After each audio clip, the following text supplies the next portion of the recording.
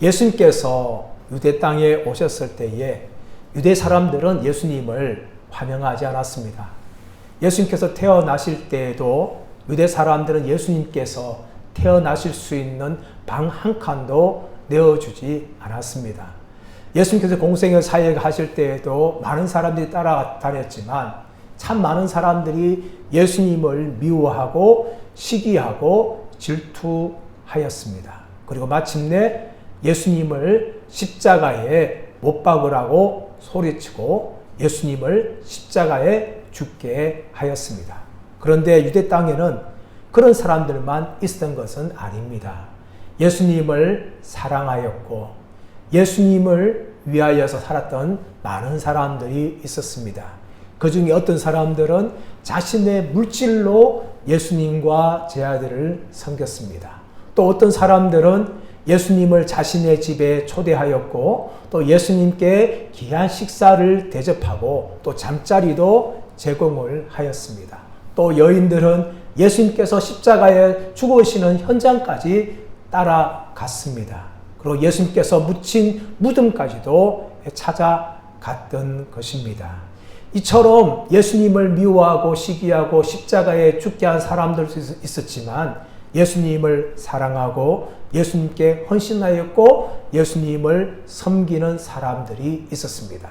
오늘날도 어쩌면 이 두 종류의 사람들이 여전히 존재하는 것을 볼 수가 있습니다. 어떤 사람들은 예수님을 사랑하고 예수님의 몸인 교회를 사랑하고 헌신합니다. 그러나 어떤 사람들은 교회를 향하여 조롱하고 모욕하며 더 나아가서 예수님을 믿기도 부인하고 예수님을 향하여 등을 돌리는 사람들이 있습니다. 그렇다면 저와 여러분들은 어떤 사람입니까? 물론 우리는 예수님을 부인하거나 예수님을 향하여 등을 돌리지는 않습니다. 우리는 예수님을 사랑합니다. 그리고 예수님을 위하여 살아갑니다. 그러나 진정으로 우리가 마음을 다하여서 예수님을 사랑하고 우리의 마음을 다하여서 예수님을 위하여 헌신하지 않는다면 우리의 믿음은, 우리의 사랑은 어쩌면 예수님을 향하여 진실한 것이라고 말할 수가 있습니다. 사랑하는 여러분, 우리는 예수님을 사랑합니다. 또 예수님을 위하여 헌신합니다. 그렇다면 우리는 예수님께 무엇을 기대합니까? 예수를 믿는 많은 사람들이 예수 믿기 때문에 만사 형통이라든지 행복이라든지 희망이라든지 성공이라든지 이런 것들을 바라며 예수님을 따라가고 예수님을 믿기도 합니다. 하지만 우리가 예수님을 믿는 그 순간에 어쩌면 우리가 뜻하지 않은 많은 일들을 경험합니다. 오늘 본문은 우리에게 무엇을 말해주는가 하면 예수님께서 사랑하는 가정, 또 예수님을 사랑하는 사람들에게도 불행이 찾아온다는 것을 우리에게 보여주고 있습니다. 1절 3절 말씀 보십시오. 1절 3절 말씀 보시면 어떤 병자가 있으니 이는 마리아와 그 자매 마르다의 마을 베다니에 사는 나사로라. 이 마리아는 향유를 주께 붓고 머리털로 주의 발을 닦던 자요. 병든 나사로는 그의 오라비더라. 이에 그 누이들이 예수께 사람을 보내어 이르되 주여 보시옵소서 사랑하는 자가 병들었나이다 하니. 오늘 말씀 보면 이 나사로의 가정이 등장합니다. 이 가정에는 오빠인 나사로와 또 마리아와 마르다라는 이 두 자매가 등장합니다. 성경에 보시면 이 나사로의 가정 항상 소개할 때마다 부모님들의 이름이 등장하지 않습니다. 항상 나사로와 마리아와 마르다만 이야기하는 거예요. 이것을 볼 때에 아마도 이 가정의 부모님이 일찍, 다시 말하면 나사로와 마르다와 마리아가 어린 나이 때에 일찍 돌아간 것이라고 추측할 수가 있습니다. 그러므로 이 가정의 가장은 오빠인 나사로였습니다. 그리고 두 자매가 살았어요. 지금도 그렇지만 부모가 없는 가정 참 힘듭니다. 부모 중에 한 분도 먼저 일찍 돌아가신다면 그 자녀들은 굉장히 힘들어요. 이런 가정 현실인데 고대 당시에 부모 한 명도 있는 것이 아니라 아버지와 어머니가 동시에 어린 나이에 일찍 죽었다는 것은 참으로 이 가정이 경제적으로 굉장히 어려울 수밖에 없는 현실이라는 것을 우리가 충분히 짐작할 수가 있어요. 그래서 나사로와 이 마르다와 마리아 가정은 굉장히 경제적으로 열악한 가정이었습니다. 그런데 불구하고 이 가정은 예수님을 위해서 아낌없이 헌신한 가정이었어요. 이제 말씀 보시면 마리아가 나오는데 마리아가 어떻게 합니까? 향유옥합을 예수님께 깨뜨린 사람이라고 소개하고 있어요. 아마 이 요한복음을 이렇게 기록하고 있는 것은 12장에 이 사건이 나오는데 이 부분을 먼저 기록했다는 것은 이미 마태복음이나 마가복음을 통하여서 이 사건을 알고 있는 사람들에게 이것을 썼을 거예요. 그래서 이 마리아가 예수님을 향하여서 향유를 붓고 자신의 머리털로 씻은 사람이라고 이야기하는 거죠. 그 당시에 이 마리아가 부었던 것은 향유 나드 한 건이에요. 이 나드라는 것은 인도 북부 쪽에서 나오는 이 굉장히 비싼 것인데 이것을 가지고 부었다는 것은 어쩌면 이 마리아에게 자신이 결혼할 수 있는 지참금이라든지 자신이 지금까지 평생 모았던 그런 해당하는 물질이라는 것을 알 수가 있어요. 근데 그 물질을 가지고 예수님의 머리와 발에 붓고 자신의 머리털로 그것을 닦아 주었다라고 말하고 있는 것입니다. 경제적으로 굉장히 열악하였지만 이 마리아는 그토록 예수님을 사랑하여서 예수님께 자신의 전부를 깨뜨릴 만큼 헌신할 사람이었고 그 헌신된 가정이라는 것을 볼 수가 있습니다. 그리고 더 나아가서 이 가정은 예수님께 사랑을 받은 가정입니다. 3절 말씀 보시면은 이에 그 너희들이 예수께 사람을 보내어 이르되 주여 보시옵소서 사랑하시는 자가 병들었나이다. 이 사랑하는 자가 누굽니까? 나사로입니다. 나사로. 이 나사로의 이름의 뜻은 하나님은 나의 도움이다 라고 의미를 가지고 있습니다. 비록 부모님이 일찍 돌아가셨지만 이 나사로가 첫째 태어날 때에 부모님은 이 아들의 이름을 나사로다. 하나님은 나의 도움이다 라고 할 만큼 믿음의 가정이라는 것을 볼 수가 있습니다. 부모님들은 비록 일찍 돌아가셨지만 믿음의 사람이었고 경건한 사람이었고 자신의 아들을 향하여서 하나님은 나의 도움이다 라고 이름을 지을 만큼 믿음이 있는 그런 분들이라는 것을 볼 수가 있습니다. 그리고 더 나아가서 이 가정이 어디 있었는가 하면 베다니에 있었습니다. 이 베다니는 예루살렘에서 맞은편 쪽에 있는 오리 정도 떨어진 것이에요. 오리는 우리나라로 환산하면 약 2km 정도 떨어집니다. 별로 멀지 않은 거죠. 그래서 예수님께서 예루살렘 유대를 방문할 때마다 자주 머무신 곳이 어딘가 하면 이 베다니에 있는 나사로의 집이었어요. 나사로 집에 자주 들리시고 나사로와 이 마리아와 마르다는 이 예수님을 향하여 극진히 섬기고 대접을 하였습니다. 그래서 이 가정이 뭔가 하면은 예수님께서 사랑하시는 가정이었어요. 그리고 나사로는 예수님의 사랑을 받는 사람이었습니다. 그러면 예수님께서는 이 가정을 사랑하였기 때문에 마리아와 마르다가 오빠인 이 나사로가 병들었을 때에 주께서 사랑하시는 자가 병들었나이다 라고 말할 정도로 예수님의 사랑을 받은 가정이었습니다. 다시 정리하면요. 이 나사로의 가정은 경제적으로 굉장히 연약하고 열악한 가정이었습니다. 그런데 불구하고 그들은 아낌없이 예수님을 위하여 헌신하였고 또 예수님을 사랑으로 섬기고 대접하였다는 것을 알 수가 있습니다. 우리 이것을 볼 때에 무엇을 알 수 있습니까? 돈이 많다고 결코 하나님을 사랑할 수 있는 것은 아니라는 것을 알 수가 있습니다. 얼마든지 가난해도 비록 사람들과 비교할 때에 나는 연약하고 나는 많은 것을 가지고 있지 못한다 할지라도 얼마든지 주님을 위하여서 헌신하고 주님을 위하여 사랑할 수 있다는 것을 오늘 본문은 말하고 있는 것입니다. 여러분, 예수님 사랑하는 데는 돈이 중요한 게 아니에요. 중요한 건 뭡니까? 우리의 믿음이고 주님을 향한 사랑의 마음이죠. 그것만 있다면 얼마든지 주님을 위하여 헌신할 수 있고 사랑할 수가 있는 것입니다. 나는 돈이 없어서 못한다. 이런 아니 핑계입니다. 무엇이 없는 거예요? 주님을 향한 사랑의 마음이 없는 거죠. 주님을 향한 사랑의 마음이 있으면 돈은 아무것도 아닙니다. 그리고 돈은 주님을 섬기는데 필요한 도구에 불과하다는 것을 얼마든지 이 나사로의 가정은 우리에게 보여주고 있습니다. 이토록 여러분 가정적으로 열악하지만 예수님을 사랑하였고 헌신한 이 가정에 무엇이 찾아왔습니까? 뜻하지 않은 불행이 찾아왔습니다. 1절 말씀 보시면 이 나사로가 병이 들었는데 이 병은 아주 심각한 병이라는 걸 알 수가 있습니다. 이제 죽어가고 있을 정도로 이 나사로의 병은 굉장히 심각합니다.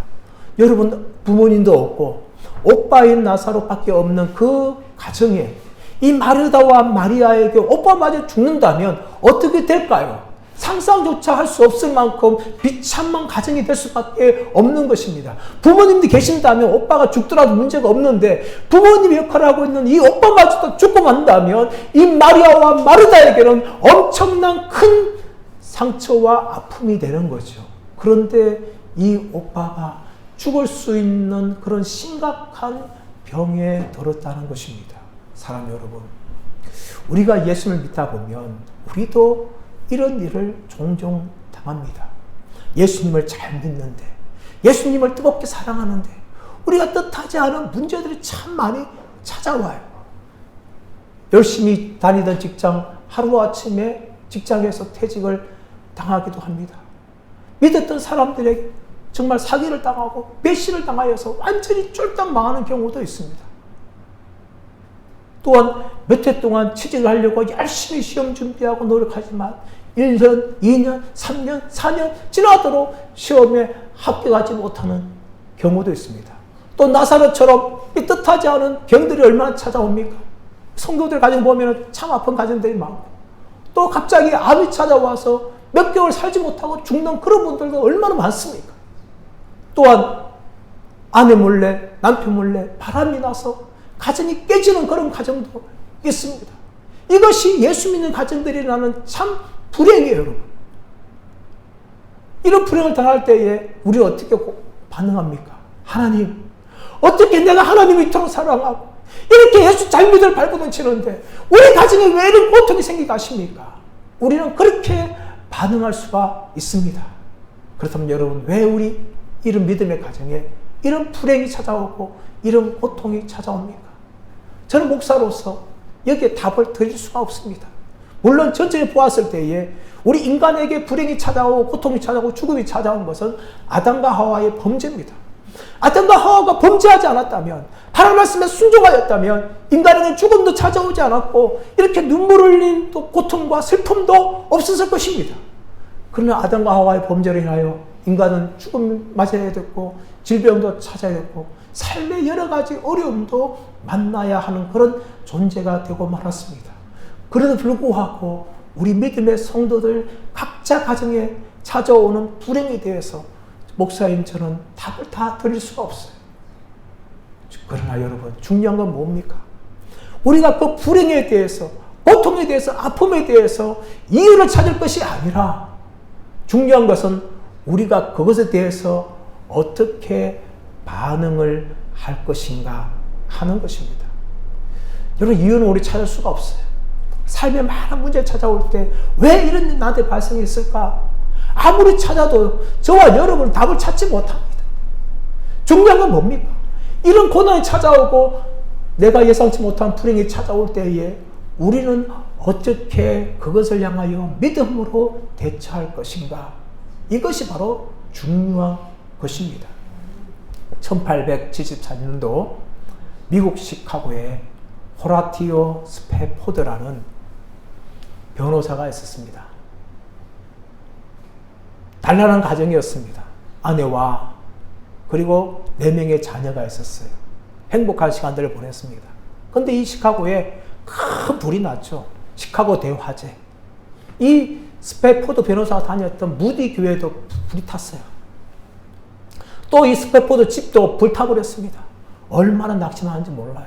그래도 변호사이기 때문에 그동안 모아놓은 돈이 많지 않습니까? 이 자신의 불이 탔기 때문에 또 집도 지어야 되고, 그래서 이 아내하고 또 4명의 자녀를 위로하게 하려고 프랑스 파리로 그렇게 여행을 보냈어요. 배를 타고, 유람선을 타고 이제 배를 타고 여행을 갑니다. 아름다운 대서양을 지나가죠. 그런데 11월 21일 이 유람선이 다른 쪽에서 오는 큰 배와 그만 충돌하고 맙니다. 충돌해가지고 유람선이 산산조각 나요. 파도가 배 안으로 몰려들어옵니다. 30분 만에 이 배가 깔았는데 이 배 탔던 이 스페포드의 아내와 4명의 자녀들. 배가 침몰하는 말 듣고 이 아내는 열심히 기도합니다. 하나님, 저와 우리 자녀들을 살려주세요. 그렇게 기도하는데 이 파도가 덮쳐가지고 3명의 자녀가 그만 쓸려갑니다. 그 안에 있는 엄마와 이제 어린아이만 남았어요. 이미 3명의 자녀가 쓸려갔기 때문에 찾을 수가 없잖아요.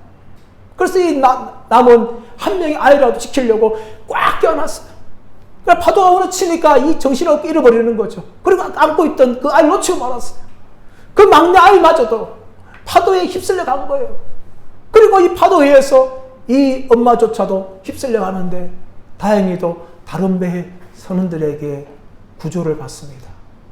하지만 사랑하는 4명의 아이들은 파도에 휩쓸려 가서 찾을 수가 없었습니다. 사고 난 지 열흘 만에 스페포드는 소식을 듣습니다. 아내로부터 소식을 듣는데 겨우 저만 살았고 4명의 아이들이 다 파도에 휩쓸려 가서 죽었다고 그런 소식을 듣게 됩니다. 그 소식을 들었던 스페포드가 얼마나 마음이 아프겠습니까? 얼마나 고통스럽겠습니까? 예수 잘 믿으려고 지금까지 살아왔고 또 불탄 그 무디 교회를 끝까지 다시금 건축하려고 혼자 남아서 그렇게 일을 했는데 사랑했던 4명의 자녀가 그만 파도에 휩쓸려서 그렇게 죽어간 것을 보면서 밤새도록 고통하며 울부짖습니다. 하나님, 어떻게 우리 가정에 이런 슬픔을 주십니까? 얼마나 고통스럽겠어요. 그런데 그 밤에 하나님께서 이 스페포드를 붙잡아 주셨습니다. 예수님이 그 마음 붙잡아 주시고 자신이 찾아온 고난의 불행의 슬픔보다 다시금 그 밤에 주님을 바라보게 하셨습니다. 그리고 그는 믿음으로 그 슬픔을 이겨냅니다. 그리고 친구를 만납니다.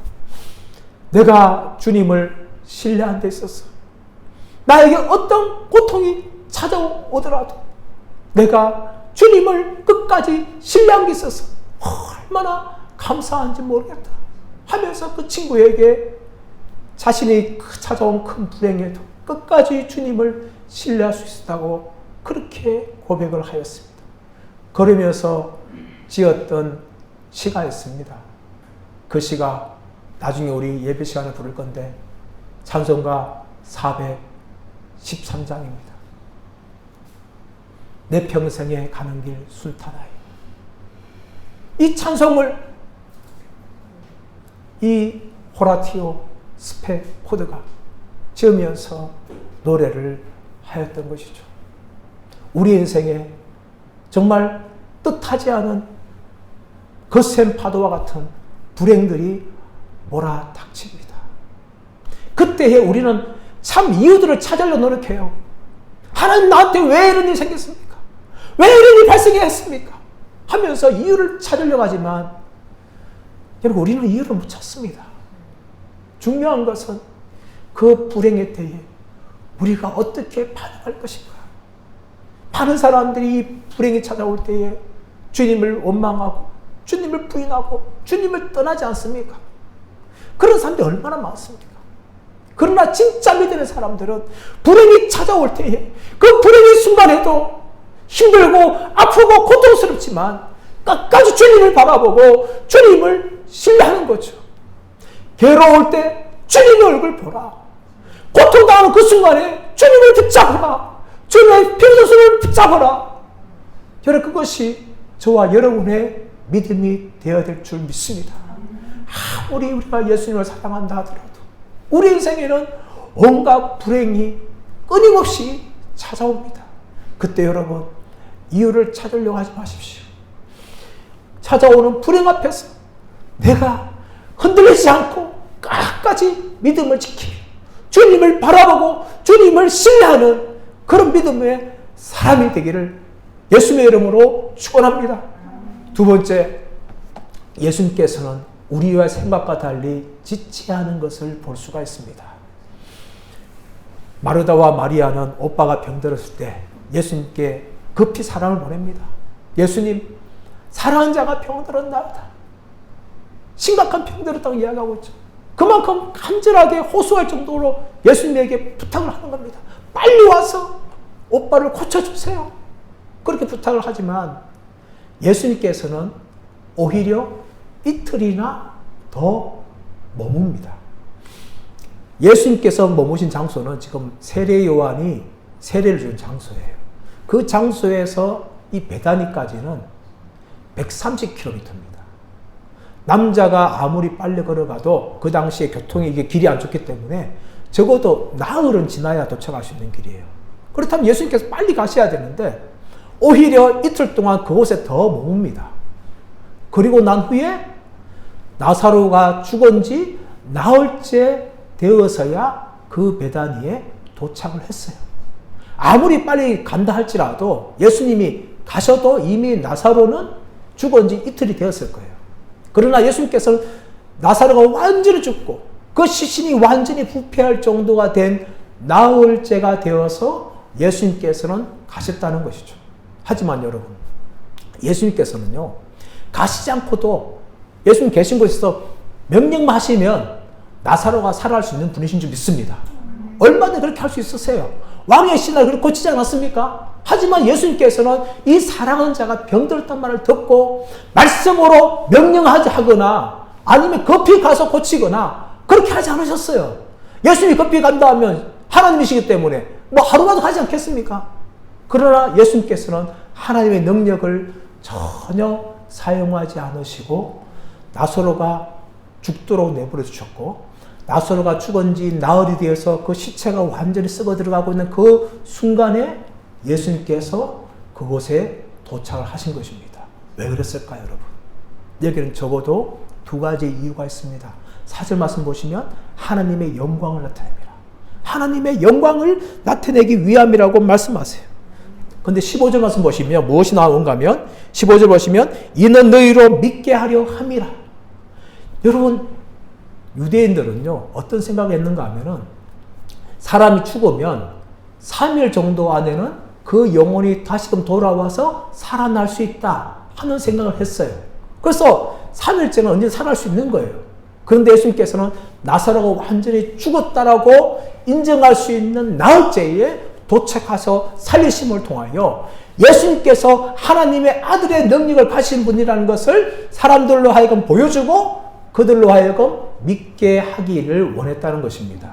그러나 여러분, 이 나흘이라는 시간은 마르다와 마리아에게는 너무나 고통스러운 시간이었어요. 하루빨리 예수님께서 오기 원하지 않겠습니까? 지금 죽어가고 있는 오빠인 나사로를 빨리 오셔서 살려주기 원하시는 것이 이 마리아와 마르다의 마음이 아니겠습니까? 예수님께서 나흘째 왔을 때에 마르다와 마리아가 21절에서 32절 무슨 말씀합니까? 그들이 이렇게 말합니다. 예수님, 만약에 예수님 우리와 함께 계셨다면 내 오라비니가 죽지 않았을 것입니다. 그만큼 예수님에 대해서 섭섭한 마음을 가지고 있었어요. 예수님, 우리 지금까지 예수님을 사랑하였고 예수님을 헌신하였는데 예수님 고작 이게 뭡니까? 왜 우리 오빠를 살리지 않습니까? 하면서 예수님에 대해서 섭섭한 마음을 표현한 것입니다. 그런데 여러분, 하나님께서는 때로는 지체하십니다. 아브라함을 보십시오. 아브라함을 75세 부르셔서 가나안 땅에 들어가게 하셨어요. 그리고 내가 너로 하여금 창대케 하리다. 내가 너로 복의 근원을 삼을 것이다 하면서 아브라함에게 아들을 주실 것을 약속하셨어요. 그런데 여러분, 이 약속이 언제 이루어집니까? 75세의 한 약속이 언제 이루어집니까? 언제 이루어지는가 하면 25년이 지난 100세에 이루어지는 거예요. 25년 동안 하나님께서는 지체하셨어요. 금방 주신 것이 아니라 사실 나이가 들어가면 다 들어갈수록 아브라함과 사라는 아기를 낳을 수 있는 가능성이 점점 사라지지 않습니까? 그럼 빨리 조금이나 젊을 때 아기를 주셔야 되는데 하나님께서는요 완전히 인간의 생식 능력이 제거되었을 때에 제로일 때에 그때서야 하나님께서는 일을 하시고 사라의 태문을 해서 아브라함이 100세 때에 이삭을 얻게 하신 것이죠. 하나님은 아브라함에게 25년을 지체하셨어요. 나사로도 마찬가지였습니다. 나사로 죽어가고 있지만 예수님께서는 나흘이나 지체하셨습니다. 왜 이렇게 예수님께서 나흘이나 지난 후에 나사로를 살리십니까? 그것은 무엇을 보여주는가 하면 하나님께서는 하나님의 때에 일하신다는 것을 우리에게 보여줍니다. 우리가 이미 요한복음 2장 말씀 보면 이 가나 혼인잔치에서 보았습니다. 가나 혼인잔치가 어느 집에서 이루어졌는지 모르겠지만 이 가나 땅에서 잔치가 이루어졌어요. 잔치가 막 이루어졌는데 중요한 것은 그 잔치에 가장 중요한 이 포도주가 떨어지고 있는 것입니다. 그때 어머니 마리아가 예수님 이야기하는 거죠. 저들에게 포도주가 없다. 이 어머니 부탁이었습니다. 그렇다면 예수님께서 능력으로 역사하셔가지고 빨리 포도주를 만드셔야 되는데 어떻게 말씀합니까? 여자여, 그것이 나와 무슨 상관이 있나이까? 내 때가 아직 이르지 아니하였나이다. 예수님의 공생의 사역을 통하여 예수님을 드러낼 때가 아직 이르지 않았다면서 예수님께서는 거절하신 것이죠. 아무리 어머니 마리아의 부탁이라 할지라도 예수님께서는 거절을 하셨습니다. 하지만 예수님께서는 그 포도주가 떨어진 그 현장을 불쌍히 여기시는 것이죠. 포도주가 떨어졌을 때 혼주는 어떻게 될 것이며 또 혼주 잔치를 벌이고 있는 또 연회장은 어떻게 될 것이며 또 신랑은 신부는 어떻게 될 것이며 많은 사람들이 어떻게 될 것인가. 예수님께서는 그들을 걱정하시고 예수님께서는 첫 번째 표적을 가나 혼인잔치에서 그렇게 물이 포도주로 바꾸시는 그런 일을 하시는 것을 보여줍니다. 여러분, 예수님께서는 하나님의 때에 정확하게 일을 하시죠. 예수님 이 땅에 오실 때에도 예수님 오시기 전에 침묵기인 400년이 있었습니다.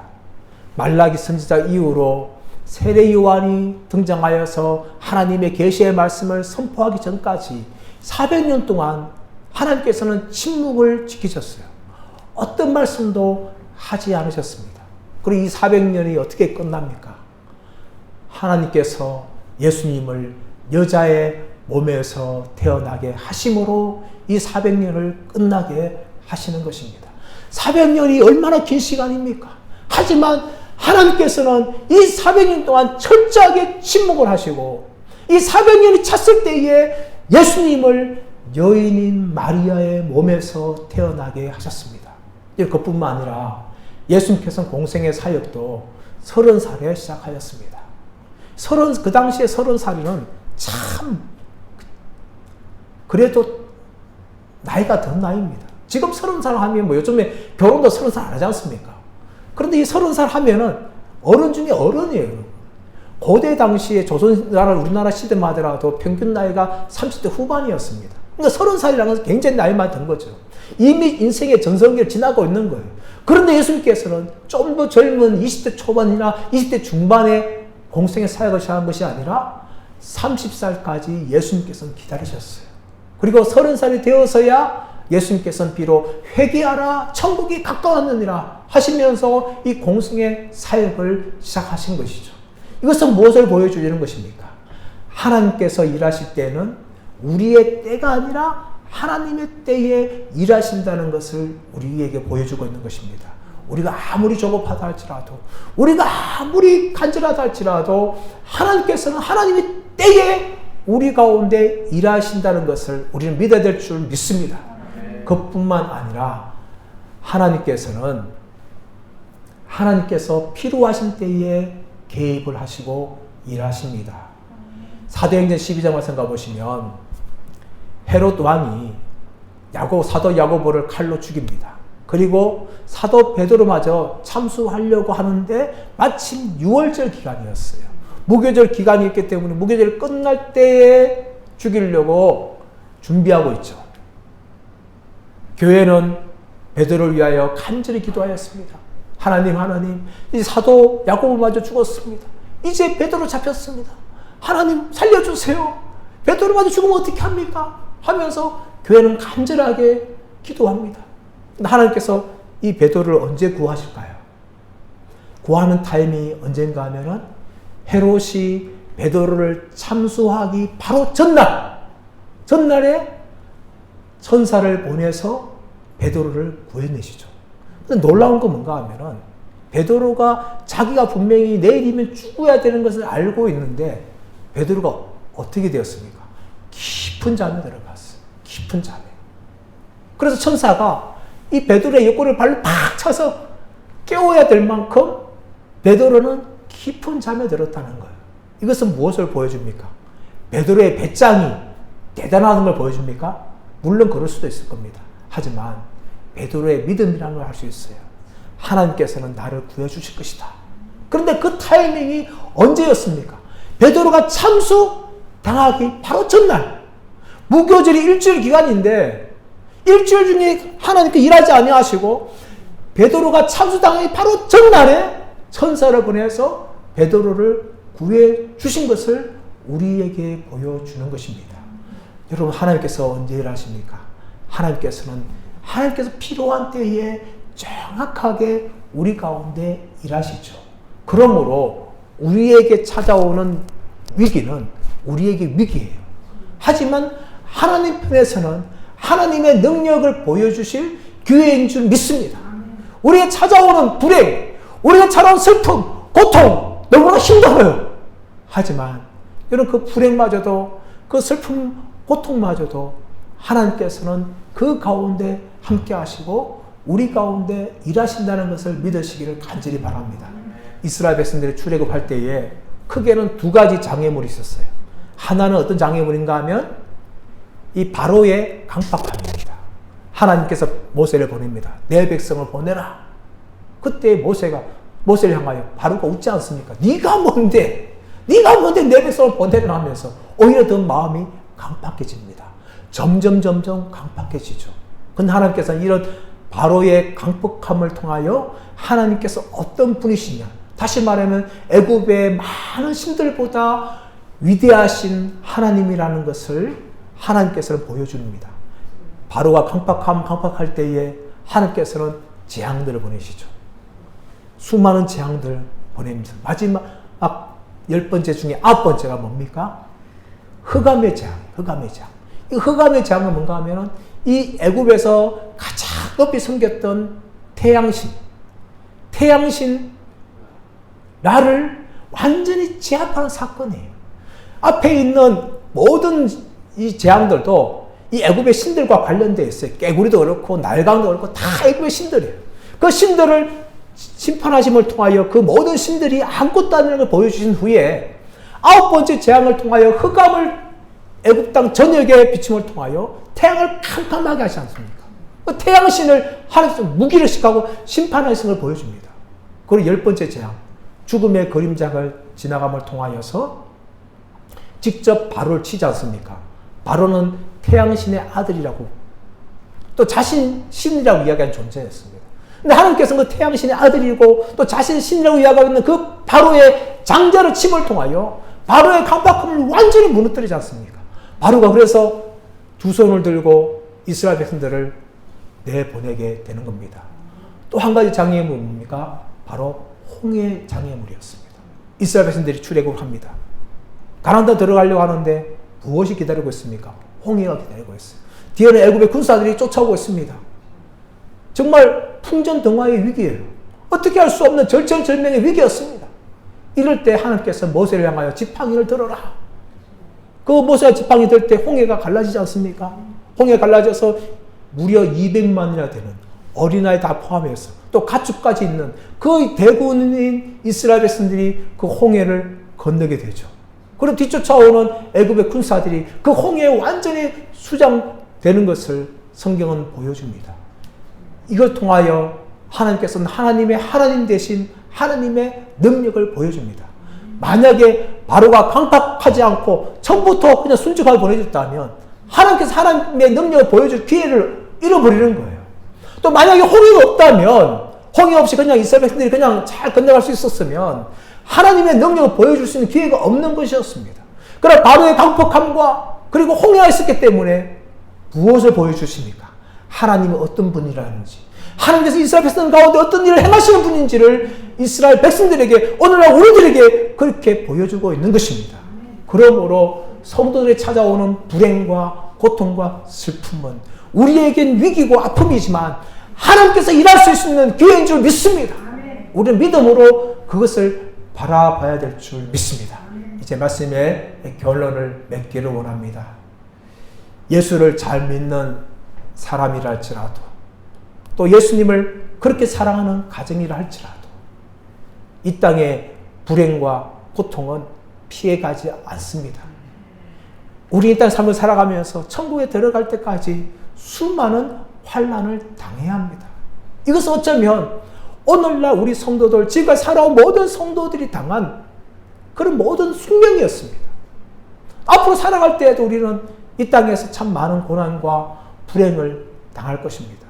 그럴 때 여러분, 그 불행과 그 고난을 대해서 해석하려고 하지 마십시오. 중요한 것은 우리가 해석할 수 없다는 것입니다.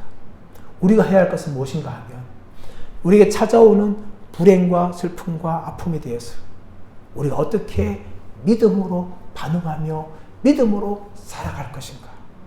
우리에게 찾아오는 불행 앞에서 그 불행을 해석하고 판단하는 것을 멈추고 우리의 눈을 들어서 하나님의 신실하심을 끝까지 신뢰하시기를 바라겠습니다. 그리고 더 나아가서 하나님은 여전히 우리의 인생의 고난과 슬픔과 불행 가운데서 역사하셔서 하나님의 영광을 드러내시고 또 하나님께서 나의 하나님 되신다는 것을 보여주시는 기회가 된다는 것을 우리는 끝까지 믿으며 나아가기를 간절히 바랍니다. 네, 여러분, 이것은 결코 쉬운 일이 아닙니다. 우리는 인간이기 때문에 우리에게 찾아오는 불행을 보면서 참으로 끝까지 믿음을 지키고 반응하기가 쉽지 않습니다. 그런데 불구하고 저와 여러분이 걸어가야 할 길인 줄 믿습니다. 어떤 불행이 찾아온다 할지라도, 고난이 찾아온다 할지라도, 어떤 절망이 찾아온다 할지라도 우리의 눈을 들어서 하나님을 바라보며 하나님을 신뢰하며 끝까지 하나님을 의지하고 믿음의 길을 걸어가시는 저와 여러분들 되시기를 예수님의 이름으로 축원합니다.